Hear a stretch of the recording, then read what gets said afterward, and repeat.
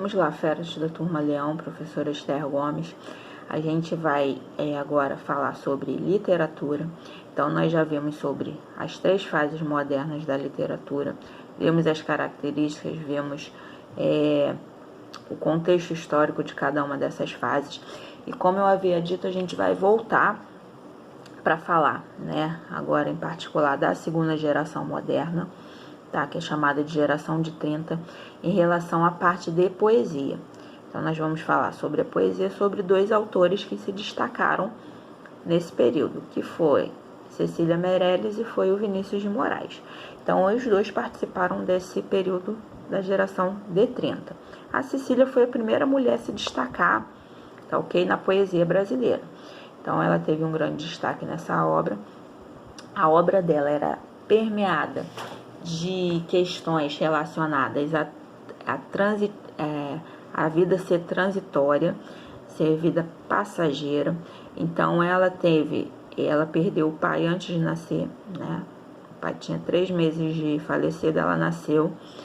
E ela perdeu a mãe muito nova também, antes dos 3 anos a mãe faleceu. Então o contato dela com a morte, com essas questões espirituais, já foi desde cedo, desde pequena, né? Como explicar para uma criança que nem, né, começou a falar agora que o pai dela já morreu. E a mãe, assim que ela começa a falar, começa a ter compreensão do mundo, que a mãe morreu. Então, o contato dela com essas questões, né, espirituais já foi muito nova. E isso foi passado para a obra dela, tá ok? Então, ela tem essa questão da vida ser efêmera, da vida ser passageira, né? Se a gente parar para ver, desde quando o mundo foi criado, vamos colocar aí que os cientistas já estipularam uma data. E uma pessoa vive o quê? 70 anos, 80? Né? Com muita sorte vive um pouquinho mais, 90, 100, né? Então, se a gente parar para ver milhões de anos em relação a 100 anos no máximo, né? Vamos colocar assim, é muito passageiro, é muito efêmero. E essa questão da vida ser passageira, ela é transportada para a obra da Cecília. Essa questão, né, de ligar com o espiritual, do corpo, da alma, ela veio lá dos simbolistas, né? Se a gente parar para pensar, né, foi uma passagem do simbolismo para esse novo questionamento artístico do modernismo. Então, a gente tem essas questões relacionadas ao lado espiritual voltado, que veio lá do simbolismo. Então, a gente tem essa questão intimista, reflexiva dela, tá ok? Esse período ele é marcado por uma maturidade artística, tá ok? Porque a primeira fase ela queria romper com toda a estrutura europeia de criação artística já feita aqui no Brasil.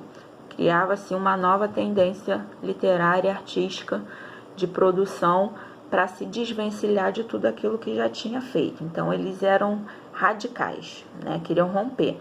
A partir da geração de 30, né, já há uma volta aos elementos já, né, tradicionais.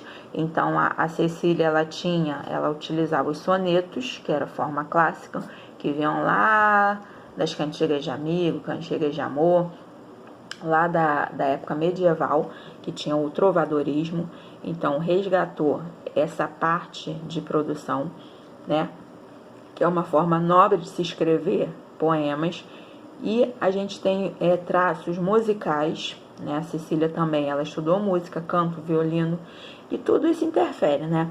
A vivência de uma pessoa, ela é colocada de tudo aquilo que ela experimenta, de tudo aquilo que ela vive. E claro que isso vai influenciar na sua obra. Então, ela compara o poema, a vida, com a música, né? A música tem o início, tem o meio e tem o fim. E isso é colocado, né, nas obras literárias.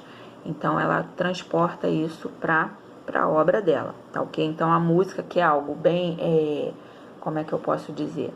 Abstrato. O que é a música? Você consegue ver? Você consegue definir? A música é assim? Não. A música você sente, a música você ouve, então é algo abstrato, tá? As obras da Cecília também têm um fundo religioso, exatamente essa questão, né, de que o corpo vai sair a alma vai sair do corpo, vai alcançar outros níveis, e isso tudo também influencia na sua obra, tá ok? Então, ela tem temas como amor, né, é uma questão lírica, tá? A morte, como vocês já viram, que é desde cedo que ela tem esse contato com a morte, o tempo, que é algo passageiro, é algo transitório, é algo bem rápido, e a eternidade, sair do corpo e ir para um lugar mais, um lugar eterno que vai te levar a outro plano espiritual, tá ok? Então isso tudo influenciava a obra da Cecília Meirelles. E o outro artista, né, Vinícius de Moraes, muito conhecido, consagrado, que ele passou tanto da parte de poesia quanto para a parte musical. Ele fez duplas, tá ok? E ele passou pela Bossa Nova. Então a gente tem o Vinícius como bombril, né? Multiuso, ele passou por várias, ele foi diplomata, né? E ele teve todas essas questões, ele levava uma vida boêmia, né? Porque, né, quando se tinha noção de poeta e tudo mais, os poetas mesmos, né, século XIX para o século XX, eles morriam muito cedo, porque eles se davam uma vida de farra, de bebida, de vícios, né, uma vida que não era regrada, e eles terminavam a vida muito cedo, né? E o Vinícius, né, teve 9 casamentos, ele bebia muito uísque, fumava, então ele tinha essa vida toda, né, boêmia, e isso tudo também influenciou a sua obra. Ele tinha a figura da mulher, né, a figura central das obras dele era a mulher, ele valorizava a mulher. Se a gente vê, isso é uma característica romântica de supervalorização da mulher. Então ele valorizava a mulher como a figura central da sua obra. Então o amor, aquele amor romântico, inacessível, né? A partir do momento que ele alcançava a mulher, aquela mulher para ele deixava de ter, né, de ter aquele interesse todo, aquele desejo todo, porque é algo que você não alcança, né? É platônico, então aquele amor platônico que você não consegue alcançar. A partir do momento que você alcança, aquele amor, ele se finda. Então, o que ele falava, né? Ele tinha construções dos sonetos, né? O soneto da fidelidade, tudo ao meu amor serei atento, antes de contar o zelo e sempre pronto, e por aí vai.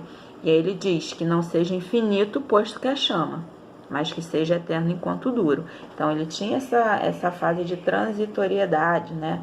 Que o amor ele não ia durar para sempre. Mas enquanto ele existia, ele vivia intensamente aquele amor. Então, Vinícius era exatamente assim, né? Porque antigamente, no romantismo, era aquele amor, acabou, impossível ter outro, e o Vinícius já trazia algo para a realidade, né? Que a gente para ver hoje, né? Hoje em dia, jovens, adolescentes namoram hoje, daqui a pouco o amor acaba, já tá amando o outro. Então o amor não era algo que ficava, o amor era algo passageiro, tá ok? Ele tinha esse lado musical, ele era poeta, compositor, né? Tom Jobim fez várias parcerias, Toquinho e tudo mais. Ele era cronista, então por saber que é uma crônica, já sabe que se trata de assuntos do cotidiano. Então ele analisava, ele sentia muito o lado concreto da existência humana. Isso é relacionado à crônica, tá ok? E ele tinha esse lado também social, porque ele falava, né, a bomba de Hiroshima, né, a bomba que explodiu, né, no Japão e tudo mais. Então ele pensava exatamente sobre esse lado social, tá ok? Refletindo sobre o presente nas suas crônicas.